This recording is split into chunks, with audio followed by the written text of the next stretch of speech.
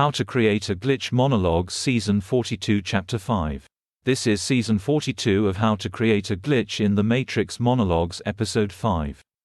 In this episode, we will be reconceptualizing dissonant consensualities and social exchanges.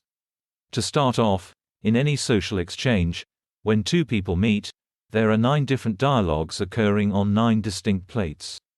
All of these dialogues are subsequently integrated into the behavior of each participant, leading to changes in behavior. Except dissonant consensualities, which are incorporated into the linear stream through parsimony but not necessarily in the internal stream of the participants. Now, dissonant consensualities are interesting because they represent manifestations of a non-binary, analog self. All other qualities generate binary selection between narratives either affirming or negating. But dissonant consensualities are different in a fundamental way. They represent behaviors which the other affirms, which are negated by the other actor. These dissonant consensualities represent the expression of the corresponding impulses, which, due to it being within a dissonant space, are non-binary, analog representations of the system. If you imagine that each social intersection with another person is a compression of your being into binary categories, occurring through topological properties, combined with the narratives that the other affirms, as well as negated behaviors, within the plates below the plate of the face, then you can see that each exchange with another is a compression event. In that compression event, the behaviors which cannot be compressed produce analog spaces contained within the wake of the actor.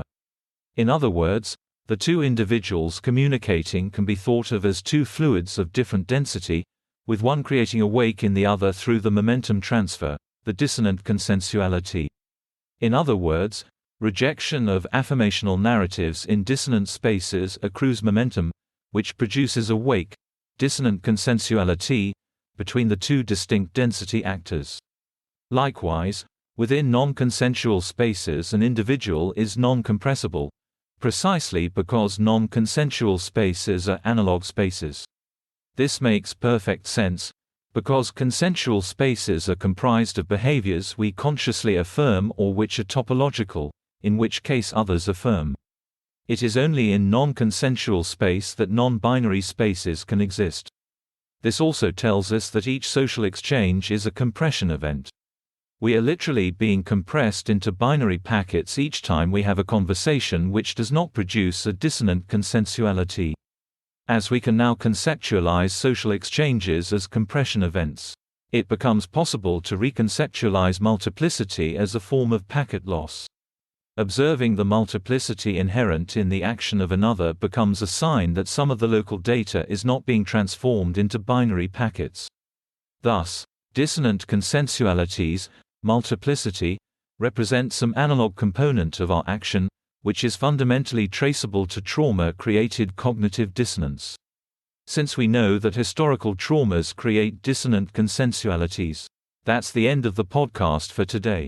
If you enjoyed it, please like, comment and subscribe.